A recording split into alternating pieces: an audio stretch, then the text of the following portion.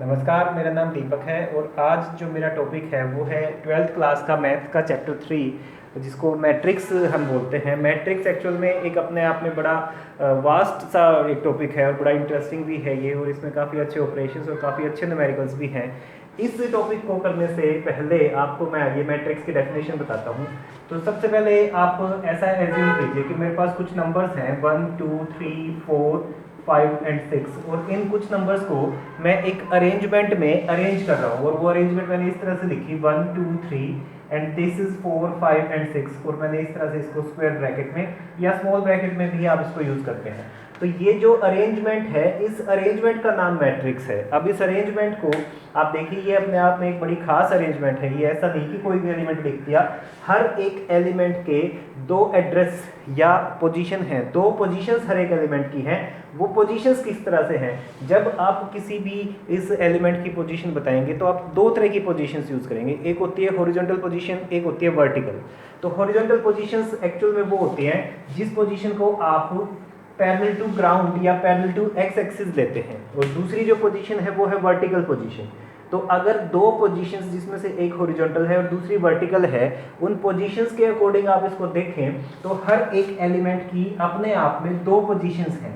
मैंने ये तीन रोज ये एरोज लगाए हैं वर्टिकल पोजीशन के लिए, ये दो एरोज हैं ये हैं हॉरिजॉन्टल पोजीशन के लिए। तो अब अगर इस हॉरिजॉन्टल पोजीशन का एक पर्टिकुलर हम नेम रख दें तो एक तरह के ये दो हॉरिजॉन्टल पोजीशंस आपके पास आ जाएगी, एक जिसमें 1 2 3 है और एक जिसमें 4 5 6 है। तो एक्चुअल में इस हॉरिजॉन्टल पोजीशन को रो बोला जाता है, जो पैरेलल टू ग्राउंड आपने ली है। तो इसको मैं रो या यहाँ पे R1 मतलब रो 1 में इसको ले रहा हूँ, और जो ये सेकंड वाली जो मेरी हॉरिजॉन्टल पोजीशन है इसको मैं R2 ले रहा हूँ। तो इसका मतलब रो 1 का जो पहला एलिमेंट है वो 1 है, रो 2 का पहला एलिमेंट 4 है, रो 1 का सेकंड एलिमेंट 2 है, रो सेकंड का सेकंड एलिमेंट 5 है। तो इस तरह से आपने देखा कि 1 2 3 4 5 6 की सभी की रो के अकॉर्डिंग कोई ना कोई एक हमारे पास पोजीशन आ गई है। तो हर एक एलिमेंट की रो के अकॉर्डिंग एक पोजीशन है। अब पोजीशन सिर्फ रो के अकॉर्डिंग ही नहीं है, पोजीशन जैसे अगर मैं कहूँ कि 1 और 4 और 2 और 5 और 3 और 6 ये वर्टिकल पोजीशंस पे हैं, तो ये जो वर्टिकल पोजीशंस हैं इसको बोला जाता है कॉलम। ये कॉलम 1 है, ये कॉलम 2 है, ये कॉलम 3 है। तो अब देखिए मैं कैसे कह रहा हूँ कि हर एक एलिमेंट के दो एड्रेस हैं या दो पोजीशंस हैं, उसकी दो सीरियल नंबर्स उसको आपने अलॉट किए गए हैं। कैसे अलॉट किया गया है वो मैं आपको बताता हूँ। अगर मैं बात करता हूँ 1 की, तो मैं ऐसे बोलूँगा कि 1 फर्स्ट रो के फर्स्ट कॉलम का एलिमेंट है। अगर आप 2 की बात करेंगे तो 2 फर्स्ट रो के सेकंड कॉलम का एलिमेंट है, जिस तरह से 3 फर्स्ट रो के थर्ड कॉलम का एलिमेंट है। जब आप किसी भी एलिमेंट का जो उसकी पोजीशन या उसका एड्रेस बता रहे हैं तो उसके लिए पहले आप रो का नंबर बोलते हैं, उसके बाद कॉलम का नंबर बोलेंगे। पहले रो उसके बाद कॉलम का। जैसे 5 जो है ये 1 और 2 सेकंड रो में लाई करता है और कॉलम भी इसका सेकंड ही है। तो 5 के लिए जो ऑर्डर है वो मैं लिखूंगा 2 2। अब अगर हर एक एलिमेंट के दो दो पोजीशन नंबर सिस्टम हैं तो इसका मतलब आपको इनको नंबरिंग से भी इस तरह से लिखना चाहिए। अब अगर मैं इस मैट्रिक्स को ऐसे ब्लैंक लिखता और मैं ये तीन एलिमेंट को सिंबॉलिकली फॉर्म में ऐसे लिखता A11 A12 A13, फिर यहाँ पे आता 21 2 2 और 2 3। तो आप एक बार इनको थोड़ा सा कंपेयर कीजिए। ये फर्स्ट रो का फर्स्ट कॉलम का एलिमेंट था, फर्स्ट रो, और ये फर्स्ट कॉलम, ये एलिमेंट था फर्स्ट रो का सेकंड कॉलम का। तो मैंने पहला नंबर 1 लिखा है और सेकंड आ गया कॉलम के लिए। इसी में भी यहाँ 3 में 3 था फर्स्ट रो का थर्ड एलिमेंट, तो फर्स्ट रो का थर्ड एलिमेंट आ गया। अब जो ये नंबर 1 है, ये नंबर 1 है, ये नंबर 1 है, ये नंबर रिप्रेजेंट करता है रो को। तो पहले आपको लिखना है रो, उसके बाद जो ये सेकंड नंबर है ये रिप्रेजेंट करता है कॉलम को, क्योंकि ये पूरी एक रो है। ये R1 का एलिमेंट था तो R1 में इसलिए मैंने पहला नंबर यहाँ पे 1 1 1 लिखा है। उसके बाद ये जो कॉलम है आप इसको देख सकते हैं, ये कॉलम 1 है तो बाद वाला नंबर इसमें भी 1 है, इसमें भी 1 है। इसी तरह ये जो कॉलम है ये सेकंड कॉलम है तो बाद वाला नंबर 2 है दोनों में। तो इसका मतलब क्या हुआ, जब आप एक मैट्रिक्स में कोई एलिमेंट लिखते हैं या किसी मैट्रिक्स को लिखते हैं तो पहले आपको उसकी रोज और उसके बाद उसकी कॉलम्स बतानी होती है। फॉर एग्जाम्पल अगर मैं इन्हीं एलिमेंट्स को कुछ इस तरह से लिखता जिसमें मैं 1 2 3 4 5 6, अगर ये अरेंजमेंट मैंने कर दी होती इन 6 एलिमेंट्स की, तो अब मेरे पास एक नया मैट्रिक्स आ गया जो इससे थोड़ा सा डिफरेंट है। एलिमेंट बेशक 6 है और वही सेम एलिमेंट्स हैं, लेकिन इस बार रो है 3, ये R1 होगी, ये R2 है, ये है R3, ये फर्स्ट, ये पूरी वर्टिकल पोजीशन, ये है कॉलम 1 और सेकंड इज कॉलम 2। एलिमेंट तो 6 ही है, लेकिन इसमें 3 रोज हैं और कॉलम है 6। अब इस 1 की जो एलिमेंट की पोजीशन है वो है 1 1, क्योंकि रो भी 1 है और कॉलम भी 1 है, ये बिल्कुल ऐसे है। उसके बाद जो 2 है उसकी पोजीशन है 1, लेकिन कॉलम है 2। फिर जो 3 एलिमेंट है, अब ये सेकंड रो में है, इसलिए पहला नंबर आपको 2 लिखना है, कॉलम 1 ही है। फिर नेक्स्ट 4 को आपको लिखना है सेकंड रो का सेकंड कॉलम का एलिमेंट, फिर 5 को लिखना है थर्ड रो का फर्स्ट कॉलम का एलिमेंट, और 6 लिखा जाएगा थर्ड रो का और सेकंड कॉलम का एलिमेंट। इस तरह से इस मैट्रिक्स को आपने यहाँ पे कंस्ट्रक्ट किया है। अब इस मैट्रिक्स को लिखने के बाद जब अगर मैं यहाँ पे इसका नंबर ऑफ रो कितने हैं और नंबर ऑफ कॉलम कितने हैं वो यहाँ पे इस तरह से रिप्रेजेंट कर सकते हैं। इसको बोलते हैं order of the matrix. Order का मतलब है कि कितनी उस मैट्रिक्स में रो हैं और कितनी उस मैट्रिक्स में कॉलम है। ऑर्डर बताते टाइम आपको ये ध्यान रखना है कि पहला जो एलिमेंट आप बोलते हैं वो रो के लिए होता है, रो को रिप्रेजेंट करता है, और जो दूसरा एलिमेंट है वो कॉलम को रिप्रेजेंट करता है। तो इस तरह से मैट्रिक्स का ऑर्डर एक्चुअल में क्या है कि नंबर ऑफ रोज और नंबर ऑफ कॉलम्स कितने हैं उस मैट्रिक्स में, ये बताया जाता है उसके ऑर्डर से। आइए एक और एग्जांपल लेते हैं। इसमें मैंने एक मैट्रिक्स ए लिखा है जिसके अंदर एलिमेंट्स हैं A B C D E F G H I J K and L. तो ये जो 12 एलिमेंट्स आपके पास हैं इसको एक अरेंजमेंट में मैंने लिखा।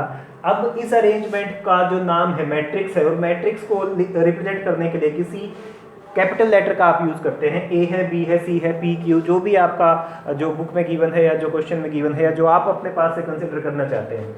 अब इस मैट्रिक्स के बारे में कुछ चीज़ें हैं जो मैट्रिक्स को देखते ही आपको पता लग जाएगा। सबसे पहले नंबर ऑफ रो इसमें कितनी है आप अगर देख पा रहे हैं तो बिल्कुल 3 रोज हैं इसमें।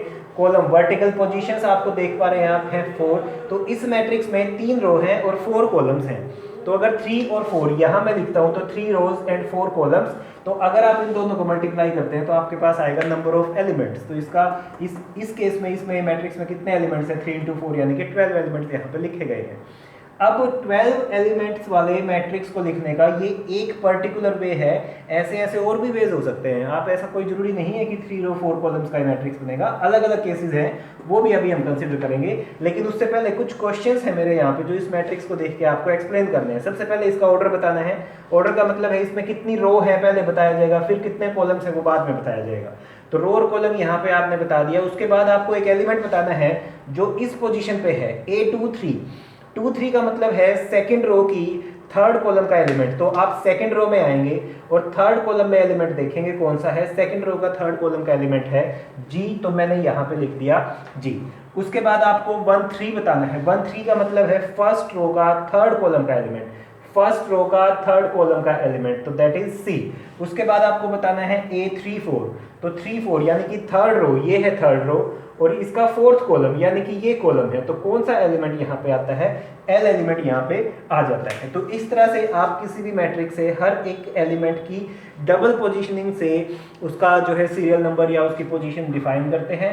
और हर डबल पोजीशनिंग में जो ये नंबर्स आप यूज करते हैं इसका फर्स्ट नंबर रो के लिए होता है और सेकंड नंबर कॉलम के लिए होता है। तो अब एक मेरे पास क्वेश्चन है कि अगर मेरे पास कोई एलिमेंट ऐसे दे दिया Aij जिसकी वैल्यू है I + j, और मेरे को एक मैट्रिक्स A कंस्ट्रक्ट करना है जिसका की ऑर्डर है 2 × 2। मेरे को अपने पास से एलिमेंट उसके निकालने हैं।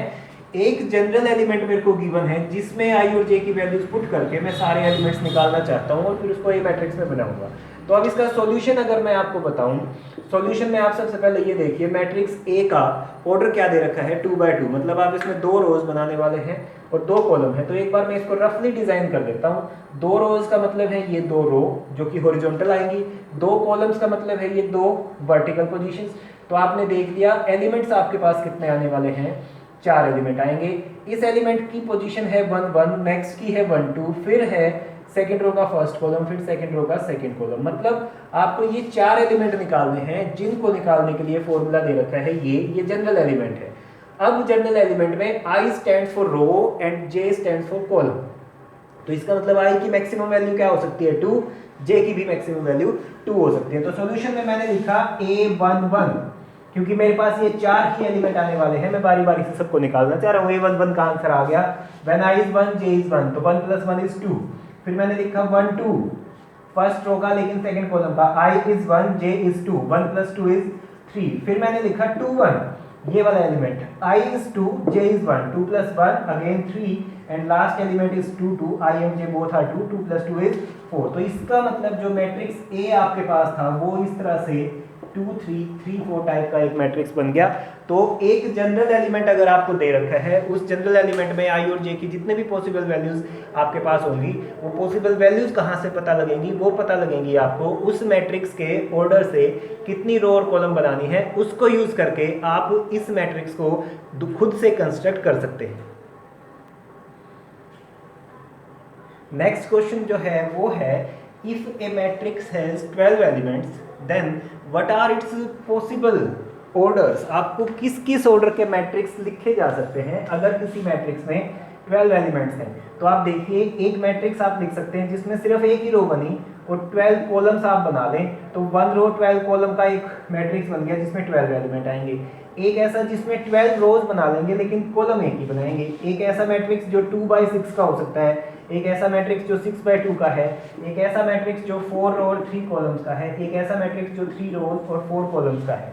तो इतने सारे मैट्रिसेस आप पॉसिबल यहाँ पे बना सकते हैं। अब दो जो फर्स्ट मैट्रिक्स हैं, इसमें पर्टिकुलर क्या हुआ, एक ऐसा मैट्रिक्स जिसमें सिर्फ एक ही रो होती है उसको बोलते हैं रो मैट्रिक्स। वो नाम से ही क्लियर हो जाएगा, जिसमें एक ही रो है।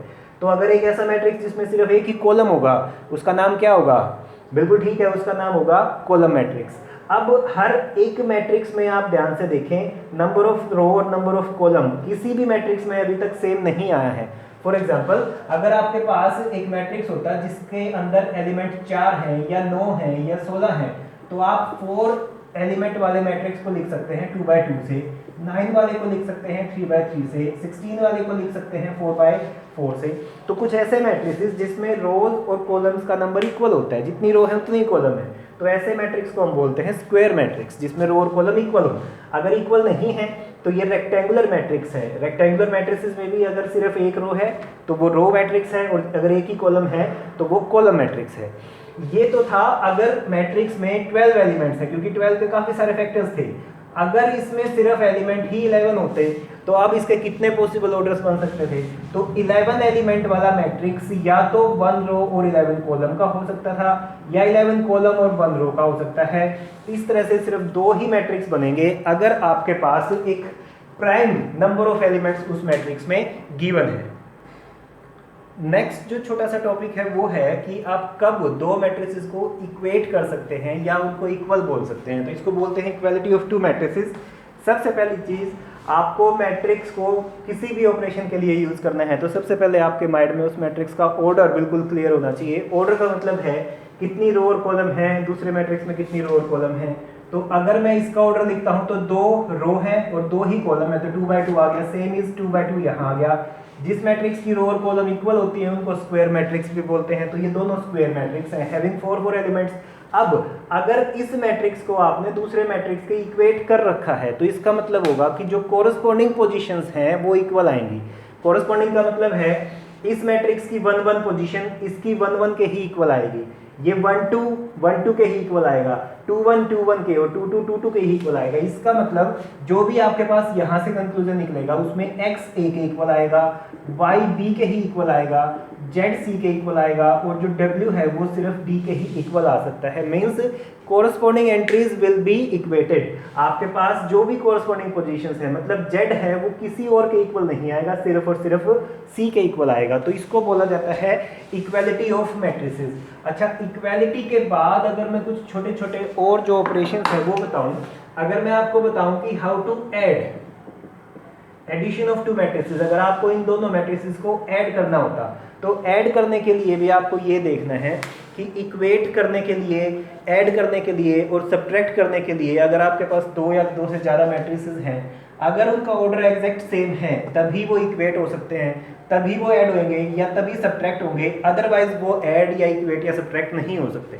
तो 2 मैट्रिसेस अगर इनका ऑर्डर सेम है तो एडिशन के लिए भी रूल वही है कि corresponding elements will be added, यानी कि जो दो मैट्रिक्स को ऐड करके नया मैट्रिक्स मेरे पास आने वाला है, उसके अंदर जो एलिमेंट आने वाले हैं,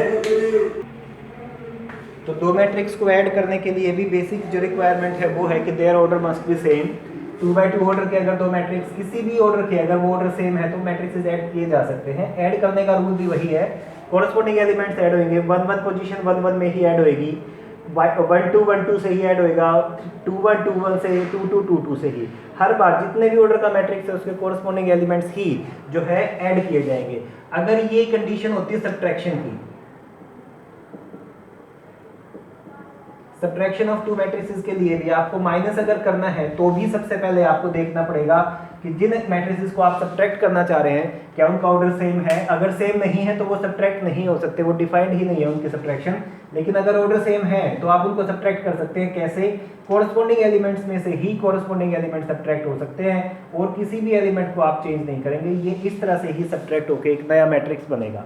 दो मैट्रिक्स को ऐड करने से या सब्ट्रैक्ट करने से जो भी आंसर आता है वो इटसेल्फ एक मैट्रिक्स होता है और उस मैट्रिक्स का ऑर्डर भी सेम ही है जिस ऑर्डर के दो मैट्रिक्स आपने ऐड किए हैं या सब्ट्रैक्ट किए हैं, उसी ऑर्डर का एक नया मैट्रिक्स आपके पास आ जाएगा। अब ये इसके बाद एक छोटा सा ऑपरेशन और होता है, उसको बोलते हैं स्केलर मल्टीप्लिकेशन। जैसे मैं आपको कहूँ कि मेरे पास एक मैट्रिक्स ए है जिसमें अंदर एलिमेंट है 1 2 3 4 5 6। ये मेरे पास 2 रोज और 3 कॉलम्स वाला एक मैट्रिक्स है। ये रो है, ये कॉलम्स हैं। टोटल एलिमेंट 2 × 3 अगर आप करेंगे तो 6 आपके पास आ जाएंगे। जब रो और कॉलम इक्वल नहीं होते तो ऐसे मैट्रिक्स को बोला जाता है रेक्टेंगुलर मैट्रिक्स। तो ये रेक्टेंगुलर मैट्रिक्स है जिसमें ये 6 एलिमेंट मैंने यहाँ पे लिखे हैं। अब मैं ये चाहता हूँ कि मैं इस ए को किसी नंबर से मल्टीप्लाई कर लूँ, तो क्योंकि एक्चुअल में मैट्रिक्स एक अरेंजमेंट है, अगर आपने पूरी अरेंजमेंट को ही 2 से या किसी एक स्केलर नंबर से मल्टीप्लाई कर दिया तो इस अरेंजमेंट में जितने भी एलिमेंट्स प्रेजेंट हैं वो सभी इस स्केलर से मल्टीप्लाई होंगे। मतलब अगर मैं 2a निकालना चाहता हूँ तो ये बनेगा 2 4 6, अगली रो में आएगा 8 10 एंड 12। इस तरह से ये मैट्रिक्स, ऑर्डर ऑब्वियसली इसका सेम रहेगा क्योंकि ऑर्डर के साथ हमने कोई इसमें छेड़खानी नहीं करी, तो इसको बोलते हैं स्केलर मल्टीप्लिकेशन।